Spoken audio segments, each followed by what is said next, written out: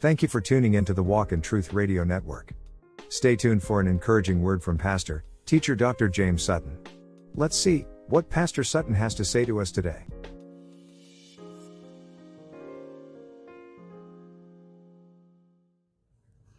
Hello, this is Pastor Jay, and this is your word of wisdom for today. We're heading towards the end of 2025, and I love to meditate and ponder and look back, analyze, break apart, tear up, think about. Just take some time to be quiet and review. And of all the things that I would suggest someone does, they need to review. They need to do, as the Bible says, count up the cost before moving forward. Knowing where you came from and being truthful about what you've done, how you thought, and take ownership of it. Don't be one to always let outside entities, whether natural or spiritual, influence your mental. They're in your life, these things that are distractive, destructive, and sometimes cause confusion.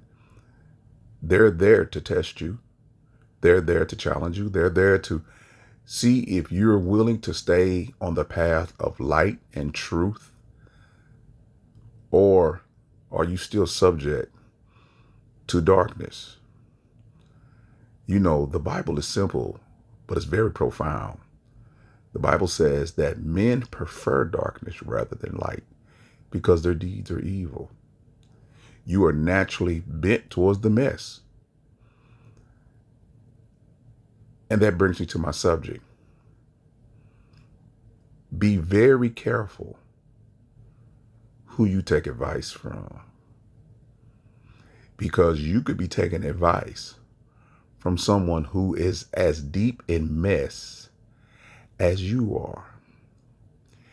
And what mess likes is other mess.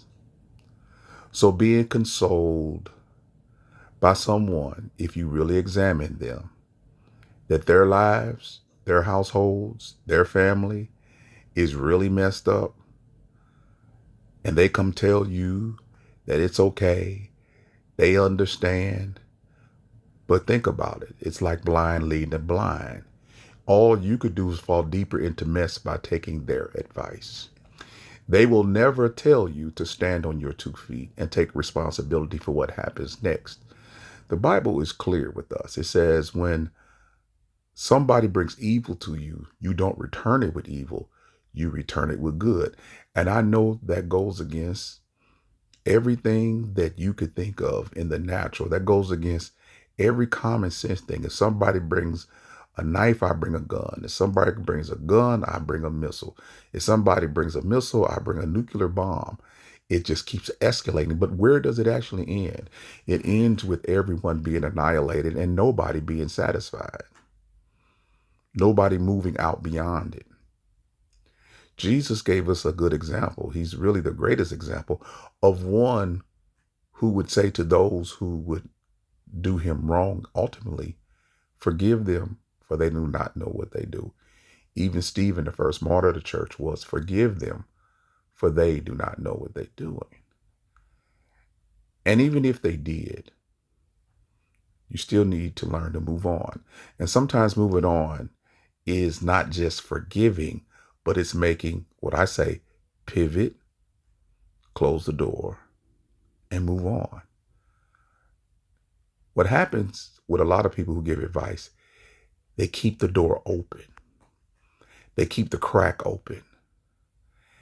And out of some kind of spiritual nobility and arrogance, they begin to take on, I'm the victim, but I'm also their answer to them doing me right.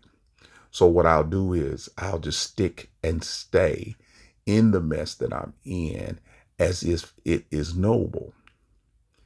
Well, that's not quite the way we should do things. Sometimes it is best to pull away and get away and regroup and to think and to ponder and to measure. And if we decide it doesn't measure up, it's time to leave. It's time to leave. Now, the more entrenched you are in the relationship, such as marriage and children and finances and things of that nature, it's going to be harder. The mud is deeper. The mud is some stuff is so solid, it's hard to break up. But for your own health, for your children and yourself, if you're not healthy, I don't care what you perpetrate, your children aren't going to be healthy. And when they find out that their whole life was a facade, you're going to really have some issues on your hand, because you're not going to be able to explain to them why you perpetrated. See, in Western culture, we are actually encouraged, and in some other cultures, to perpetrate, fake it till we make it, put the smile on our face when all hell is going wrong in our lives. We're never really encouraged to be transparent. We're saying stuff like, suck it up, buttercup. Pull yourself up by your bootstraps. You can take it, and there's some truth to that. But the ultimate truth comes from transparency and understanding who you are. And it's more of a time to reflect on yourself, not on others and how they influence you, but reflect on yourself. Have the guts, the bravery, the integrity, and have the spiritual and mental maturity to ask yourself this question: am I really where I want to be? And if I'm not, what did I do to end up here? Not what somebody else did. What did I do? And then search yourself and look back even further. To get to where you are didn't happen overnight. It's been a chain of small decisions, medium-sized decisions, and large decisions that you ended up with the consequences of where you're at. You're always at the point of your last decision built upon other decisions. And when you sit in it, you look back and you see why you're there. Okay. Now, the honesty really comes when you can really deal with yourself in that way. Take your responsibility and accountability for that role you played in that decision. You saw the signs. You saw the signs. If you got any light in you, if you got any God in you, you have any discernment in you, you saw the signs. Even if you got some street in you, you saw the signs. You have gotten to this point where you've been educated by life and you've made a lot of bad decisions and they had the bad consequences. So you knew it, but you still stepped right in it again and again and again and again. So you have to be honest with yourself. Do you really care about these consequences? Is that something that you want to do?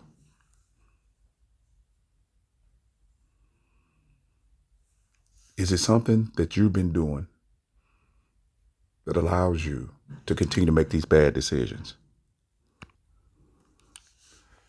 So that's really the first step.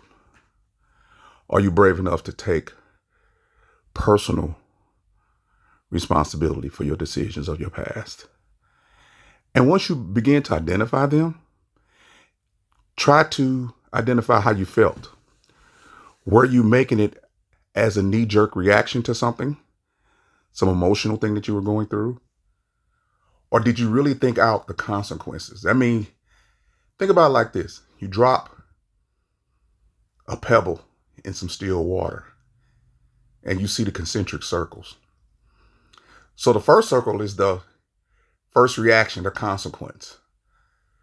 But do you look beyond the first circle to see how it could go wrong? Because if it just stops at the first circle and everything is good, that's great. But it begins to get bigger and broader and have more effect on your people in your sphere of influence, and then the other circles that you're connected to. And you see it gets worse as it goes out because the initial emotional satisfaction is gone, and now it has the ripple effect into other people's lives, and it affects your lives because now people are making, as it hits them, the decision you made, they're making decisions that's coming back, and those decisions that's coming back on you or the ripple effects of their decisions, and it might not be good to you. It might be counterintuitive to what you thought it was going to happen when you made that decision, because you were so emotional, you were so up in arms, and you had to react.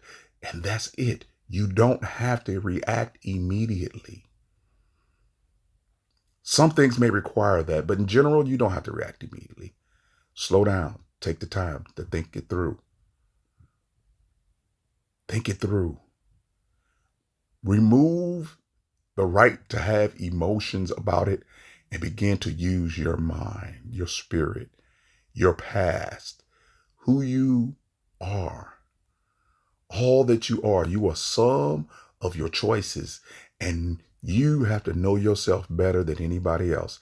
And you have to not listen to those who are knee deep in stuff as you are, because they can't get out themselves. They can't get out themselves.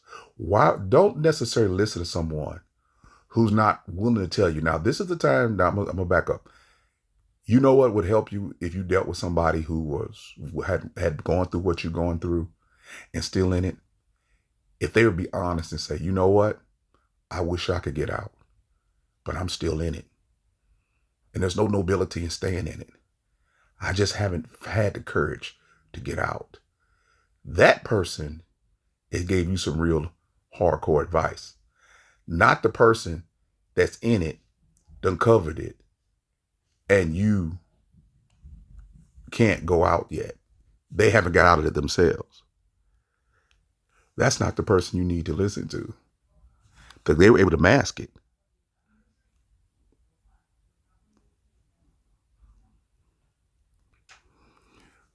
And we live in a cover-up culture. A culture that loves to cover up and put a smile on it. As they say, put lipstick on a pig. You're being seduced by your pain. And those who have never risen above their pain and just put on a mask, actively recruit those who would put on the mask with them.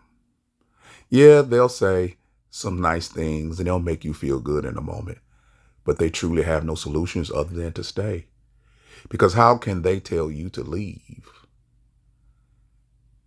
if they are trapped themselves? Unless they be really honest and tell you the truth. If they be really honest and tell you the truth, then both of you maybe can start searching for a way to get out. And the deeper you are in it, I'm going to say this again, the layers and the depths of your bad decisions are not going to be done away with overnight. It may take years of making good decisions, hard decisions, challenging decisions, decisions that stretch you, grow you, because the goal is not necessarily for them to disappear, but for you to grow from being the weed to being the flower.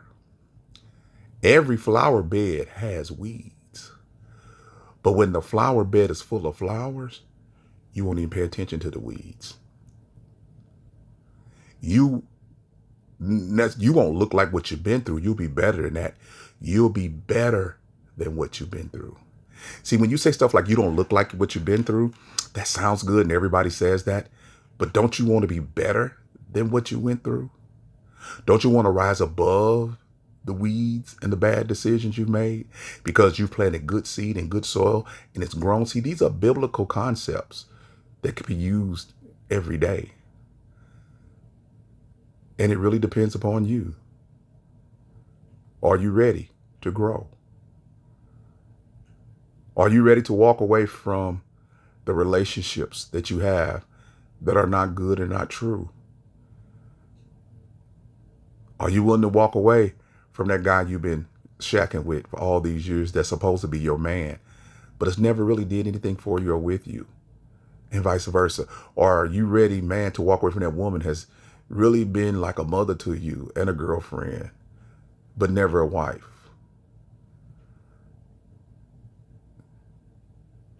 In both instances, they're using the cow without paying for it, without committing to it. And they use ad hominem arguments of why they shouldn't get married, why they shouldn't attach to you, why they shouldn't commit you, and why you should not leave them. But you know deep in your heart,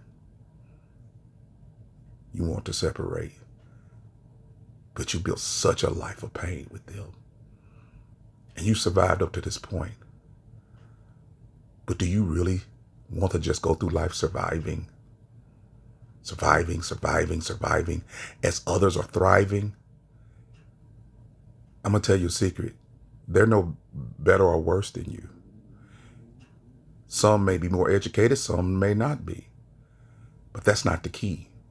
The key is those who thrive tend to be honest with themselves about themselves and learn how to make better decisions. And those who survive are not surviving because the world has done them wrong.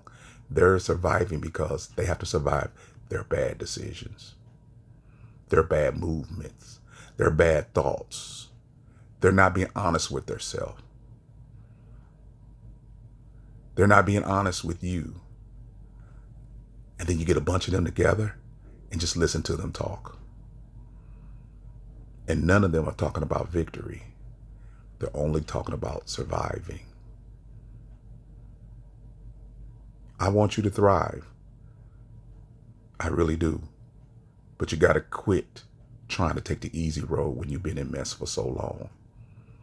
You have to start moving towards the truth, the light, the way of the Master, Jesus Christ. You have to decide that you're going to stop today. Just stop. I'm not asking you to move forward right now. I'm asking you to stop and analyze, think about, ponder, reflect, count the cost of what you've done so far. And if you say it's worth it, more power to you. But if you don't see the value in it, it's time to change. This is Pastor Jay. Do me a favor, hit that like button.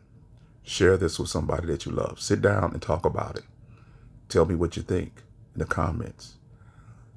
If you want to contact me or the ministry, look in the description box. Or you can go to our website at witcfc.com. And our email address is church@witcfc.com. You can also listen to this on your favorite podcast platform, Spotify, SoundCloud, Apple Podcasts. You can also, again, look at our 3 YouTube pages, my personal page, James Sutton II, Walk Truth Radio Network, and Walk Truth Christian Fellowship Church, along with probably the YouTube page that you're listening on. Again, the way to contact us, you can look at the description box.